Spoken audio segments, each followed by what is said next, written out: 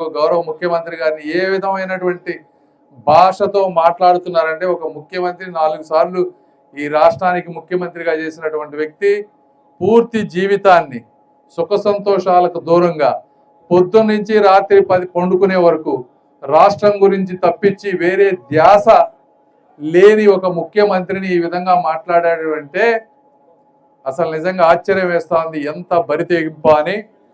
అయితే ఒకటి, అంబటి రాంబాబు గారు ఇప్పటి వరకు మీరు చేసిన వరకు సహనంతో ఓపికతో భరించారు ప్రభుత్వం కూడా. ఈ రోజు నుంచి మీకు నిజమైన సినిమా ఏంటో త్వరలో చూస్తారు. మీకు 24 గంటల్లో మీకు ఎలా ఉంటుందో తెలుస్తుంది. అది ఆ ట్రీట్మెంట్ ప్రతి ఒక్క ఎవరైతే ఈ విధంగా బరితెగించి మాట్లాడేవాళ్ళో వాళ్ళందరికీ కూడా ఒక గుణపాఠంగా ఉండబోతుంది.